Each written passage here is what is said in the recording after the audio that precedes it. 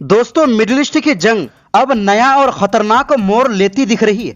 Iran से पंगा लेकर अमेरिका ने शायद इतिहास की सबसे बड़ी गलती कर दी।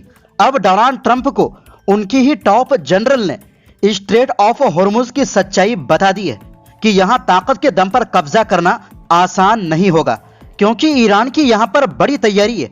दूसरी तरफ अमेरिका ने कई देशों से ईरान के खिलाफ जंग में मांगी मदद, लेकिन इन देशों ने अमेरिका को ठेंगा दिखा दिया। इसी बीच IRGC ने अमेरिका को खुला चैलेंज दे दिया, अगर दम है तो अपने युद्धपोत खाड़ी में भेजकर देखो। उधर ईरानी हमलों की चपेट में जेरूसलम में अमेरिकी अधिकारियों की बिल्डिंग भी आ गई, जबकि जॉर्डन में यूनाइटेड स्टेट ने अपना दूतावास बंद कर नागरिकों को तुरंत देश छोड़ने की सलाह दे दी है। तो दोस्तों, क्या सच में मिडिल ईस्ट में अमेरिका की भगदड़ शुरू हो गई है? बताते हैं सभी खबरें एक एक कर।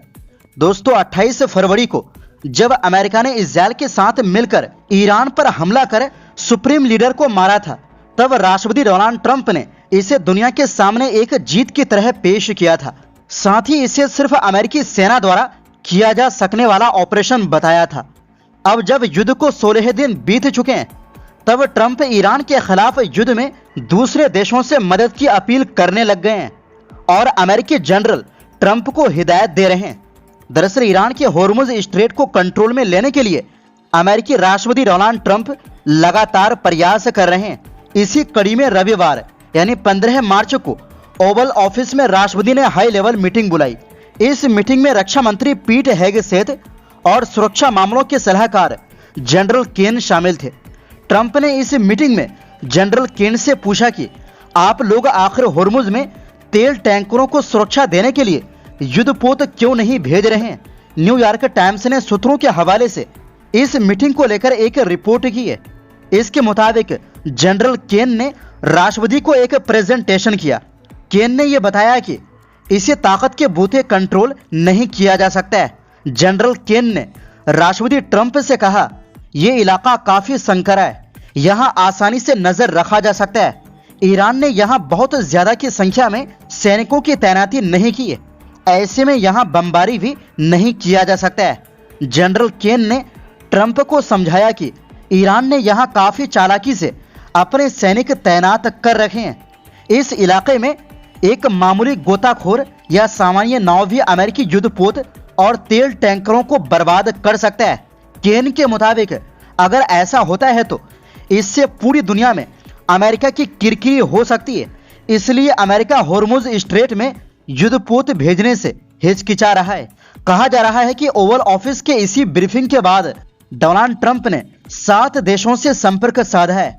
ट्रंप ने फ्रांस, ब्रिटेन, चीन, जापान, दक्षिण कोरिया जैसे देशों से हॉर्मुज में सेना भेजने के लिए कहा है।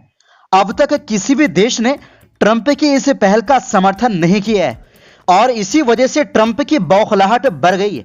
हालत ये हो गई है कि ट्रंप अब नाटो देशों को धमकी दे रहे हैं कि अगर तुमने अभी हमारी मदद नहीं की तो नाटो को बहुत बुरे भविष्य का सामना करना पड़ेगा। ट्रंप साफ कह रहे हैं, जैसे हमने यूक्रेन में तुम्हारी मदद की तो मध्य पूर्व में तुम हमारी मदद करो। लेकिन सुनने में आ रहा है जापान, ऑस्ट्रेलिया और यूरोप समेत अन्य कई देशों ने अमेरिका के अनुरोध को ठुकरा दिया है। बाकी और देश क्या करेंगे ये तो आने वाला वक्त ही बताएगा, लेकिन इतना तो तय है कि कोई देश सनकी ट्रंप के कहने पर युद्ध में शामिल होने की हिम्मत नहीं करेंगे। इस बीच अमेरिकी राष्ट्रपति डोनाल्ड ट्रंप ने कहा है कि उन्होंने जिन देशों से हॉर्मुज स्ट्रेट की सुरक्षा के लिए युद्धपोत भेजने की अपील की है, उनकी मदद करने या नहीं करने दोनों ही स्थिति में वो याद रखेंगे।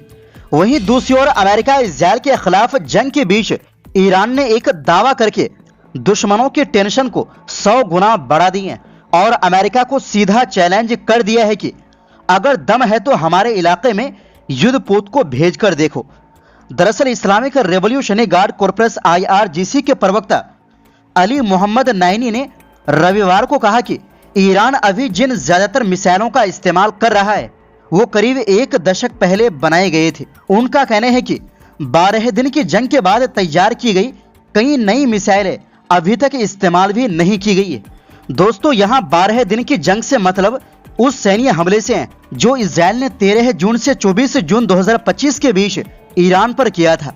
उस समय ईरान ने भी जवाब में इस्राइल पर बड़े पैमाने पर हमले किए थे। ईरानी समाचार एजेंसी फार्स न्यूज एजेंसी के मुताबिक नईनी ने कहा कि अगर डोनाल्ड ट्रंप ये दावा करते हैं कि उन्होंने ईरान की नौसेना को तबाह कर दिया है, तो उन्हें हिम्मत करके अपनी युद्धपोतों को खाड़ी क्षेत्र में भेजकर देखना चाहिए, क्योंकि डोनाल्ड ट्रंप दावा कर रहे हैं कि हमने ईरान के नौसेना को 100% कंप्लीट तबाह कर दिए हैं। ऐसे में ईरान की तरफ से अमेरिका को यह खुला चैलेंज है। IRGC ने अपने बयान नंबर 40 में कहा कि उसकी सेनाओं ने रविवार को इलाके में मौजूद ठिकानों पर बड़ी संख्या में सटीक निशाना लगाने वाली बैलिस्टिक मिसाइलें, नए वारहेड वाली क्रूज मिसाइलें और हमलावर ड्रोन दागे।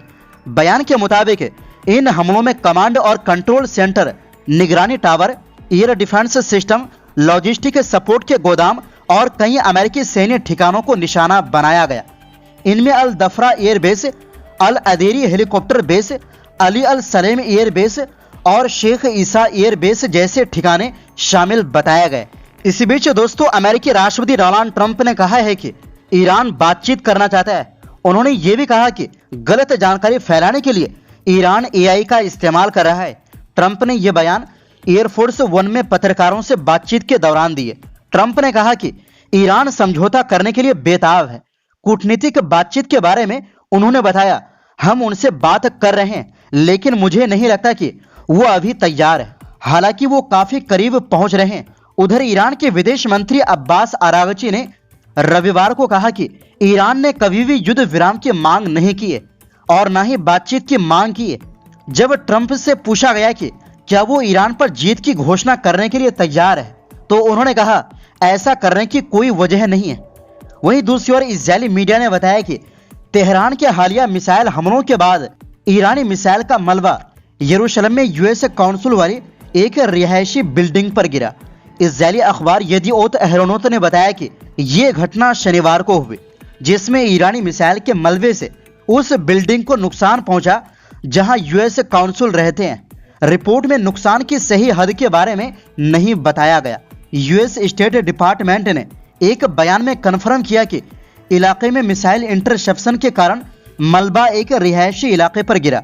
साथ ही इस बात पर जोर दिया कि कोई भी US डिप्लोमेटिक कर्मचारी घायल नहीं हुआ। स्टेट डिपार्टमेंट के स्पोक पर्सन ने एक बयान जारी कर कहा, यूनाइटेड स्टेट्स इस इलाके में डिप्लोमेटिक, मिलिट्री और सिविलियन इंफ्रास्ट्रक्चर पर ईरान और उसके टेररिस्ट प्रॉक्सी द्वारा किए गए हमलों की कड़ी निंदा करता है। इजरायली स्वास्थ्य मंत्रालय ने कहा कि युद्ध के कारण पिछले 24 घंटों में 142 घायल लोग अस्पताल पहुंचे। वहीं US स्टेट डिपार्टमेंट ने जॉर्डन के अम्मान में अपनी एम्बेसी में सभी रूटीन काउंसलर सर्विस को अगली सूचना तक सस्पेंड करने की घोषणा की है।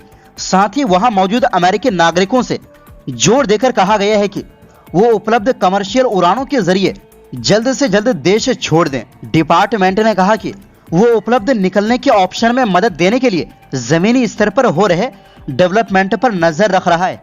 US एम्बेसी द्वारा जारी सिक्योरिटी अलर्ट के अनुसार काउंसलर सर्विस अब सिर्फ इमरजेंसी मामलों तक ही सीमित रहेंगी।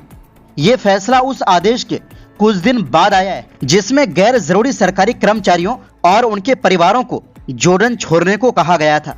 मतलब ये समझिए कि अमेरिका ईरान पर हमला करके इतिहास की सबसे बड़ी गलती कर दी है और मध्य पूर्व से अमेरिका की भगदड़ जारी है।